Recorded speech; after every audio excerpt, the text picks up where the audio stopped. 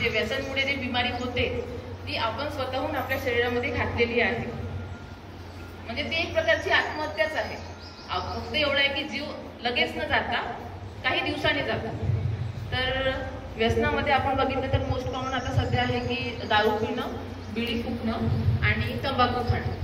तर तंबाखूपासून आपण सुरुवात करू.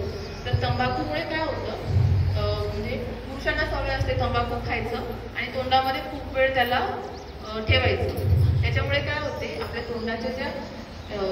तोंडाचे जे हे आहे बक्कल म्युकोसा म्हणतो आपण त्याला, तर त्याच्यामध्ये कॅन्सरस चेंजेस होऊन याचा कॅन्सर होतो आपल्याला, बक्कल म्युकोसाचा, तोंडाचा कॅन्सर, जो आपल्या भारतामध्ये मोस्ट कॉमन कॅन्सर आहे माणसांमध्ये, पुरुषांमध्ये तो आहे कॅन्सर ऑफ बक्कल म्युकोसा.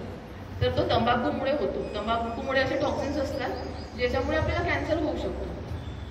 तर तंबाखू खाणं सोडणं म्हणजे ते खात असणार तरी आजही सोडण्यामध्ये काही वेळ नाही झालेला आहे. तुम्ही आजच ते तंबाखू सोडून द्या.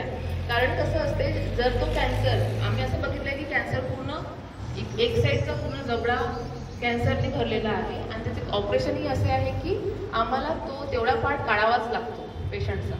जर आम्ही तेवढा पार्ट काढला नाही तर तो कॅन्सर पूर्ण सर्वीकडे पसरला आणि यासारख्या, आणि मग नाकाने जेवण द्यावं लागतं, पातळ जेवण द्यावं लागतं. त्याच्यानंतरचे इतके भरपूर प्रॉब्लेम्स होतात घरच्यांना, पूर्ण घर डिस्टर्ब होऊन जातं त्यामुळे. तर मला असं वाटतं की तंबाखूसारख्या गोष्टी टाळायला पाहिजे, म्हणजे पूर्णपणे बंद केल्याच पाहिजे, कारण त्याच्यामुळे आपला बक्कल म्युकोसाचा कॅन्सर होऊ शकतो.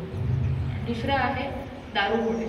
तर दारूमुळे लिव्हरचा कॅन्सर होऊ शकतो आणि आपलं स्वादुपिंड म्हणून असते, तिथून आपलं इन्सुलिन होतं, इन्सुलिन निघतं, जे आपल्या डायबिटीज होते, ज्याच्यामुळे इन्सुलिनची कमतरता असल्यामुळे जे डायबिटीज होते त्याचं जे अवयव आहे ते स्वादुपिंड असतो, आपल्या स्टमकच्या मागे असतो. तर त्याचा कॅन्सर पण होऊ शकतो. आणि खूप लोक, म्हणजे जे लहान वयाची मुलं असतात, खूप प्रमाणामध्ये जर दारू पिली तर त्यांना पॅन्क्रियाटायटिस सारखे रोग होऊन म्हणजे त्यांचं पॅन्क्रियास खराब होऊ शकतो आणि त्यांचं पूर्ण जीवन खराब होऊ शकतं. कारण त्यातून निघणारे जे हॉर्मोन्स आहेत ते आपल्या शरीराला गरजेचं आहे. जर इन्सुलिन नाही निघणार तर मग साखर कमी नाही होणार आपल्या शरीरातून. तर यासारख्या गोष्टी त्यांना लहानपणापासूनच, मग म्हणजे कमी वयात असताना, 20 वर्षाचं असताना, 30 वर्षाच्याच असताना त्यांना इन्सुलिनचे इंजेक्शन घ्यावं लागतात आणि ते आयुष्यभर ठेवावं लागतात. कारण इन्सुलिन प्रोड्यूस करणारं जे स्वादुपिंड आहे ते त्यांचं खराब होऊन जातं एकदम कमी वयात. तर खूप आपण बघतो की जे मिडल क्लास मुलं असतात, शिक्षणामध्ये जर अनसक्सेसफुल राहिले तर मग यासारख्या सवयी त्यांना लागतात. तर आपण यासारख्या शिक्षणामध्ये अनसक्सेसफुल असणारही तरी पुष्कळ वाटा असतात जिथे आपण जाऊ शकतो, पण व्यसनाच्या वाटेत त्यांना जाऊ नाही द्यायला पाहिजे आणि त्यांना थांबवायला पाहिजे असं मला वाटतं. त्यानंतर आहे आपलं बिडी फुकणं. बिडी फुकण्यामुळे काय होऊ शकते, फुफ्फुसांचा कॅन्सर होतो. आता फुफ्फुस म्हणजे तुम्ही जेवण 8 दिवस नाही करून चालून जाईल, पण श्वास आजही नाक नाही बंद करून तुम्ही 2 मिनिटे राहू शकणार नाही. कारण नाकातून आपलं ऑक्सिजन जातं आणि ऑक्सिजन फुफ्फुसांपर्यंत जातं, तेव्हाच आपलं पूर्ण शरीराचं कार्य सुरू राहतं.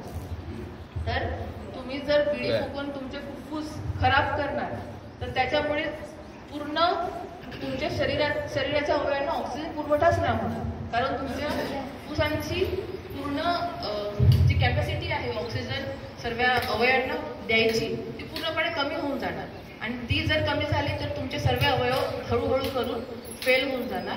आणि आपल्याकडे तर आपलं आता विदर्भात तरी अजून म्हणजे फुफ्फुस ट्रान्सप्लांट असं होत नाही. म्हणजे आपलं जर फुफ्फुस खराब झालं तर दुसरं फुफ्फुस लावणं हे खूप मोठं ऑपरेशन आहे, जे आपल्याकडे खूप कमी प्रमाणात होतं.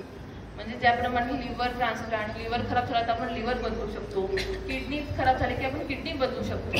हे जितक्या साहजिक होतात तसं फुफ्फुस बदलण्याचं ऑपरेशन खूप कमी प्रमाणात तुम्ही ऐकलं असेल की फुफ्फुस बदलण्याचं ऑपरेशन झालेलं आहे. तर त्यासाठी मला सांगायचं आहे की आपल्या हाताने व्यसनसारखी गोष्टची सवय लावून आपल्या हाताने बाहेरून टॉक्सिन्स आपल्या शरीरामध्ये नका टाकू. आणि ते थांबवण्यासाठी असा मला वाटते की आपल्या घरी कोणी असेल किंवा आपल्या आजूबाजूला कोणी असेल त्यांना व्यसन आहे, त्यांना रोज सांगा की यामुळे हा कॅन्सर होतो, यामुळे हा कॅन्सर होतो. कारण त्यांच्या डोक्यात जे राहणार, फॉर एक्झाम्पल एखादा दारू पिणारा असणारा, त्याला रोज सांगायचं की दारू पिणार तुला लिव्हरचा कॅन्सर होणार, तो नाही ऐकणार, तो 1 महिना नाही ऐकणार. पण जे एक दिवस त्याचं पोट दुखणार तर त्याला असं लगेच आठवणार की नाही, कोणतरी म्हटलं होतं की याच्यामुळे हा कॅन्सर होणार, तर तो घाबरणार, घाबरून डॉक्टराकडे जाऊन सल्ला घेऊन कधीतरी बंद करणार. कारण जेव्हा दुखणं येतं तेव्हा मग व्यक्ती घाबरून जातो. तर आपल्याला असं वाटतं की जाऊ दे, याचं रोजचंच काम आहे दारू पिणं, याला कोण सांगणार. पण असं नाही करायला पाहिजे. त्याला रोज सांगा की याच्यामुळे हे होतं. मग त्याचं जेव्हा दुखणार ना तेव्हा तो जाणार आणि म्हणणार की नाही, माझं हे दुखत आहे, तुम्ही दारू पितो याच्यामुळे होत आहे का, मला सांगा डॉक्टर. तर असं मला वाटतं की व्यसनमुक्ती पण केली पाहिजे. चांगल्या सवयी तर घेतच आहोत आपण, योगा करत आहोत, चांगला आहार घेत आहोत, आपल्या शरीरावर लक्ष देत आहोत, पण यासारख्या गोष्टींमुळे आपलं नैसर्गिक शरीर खराब नको करायला असं मला इथे वाटतं.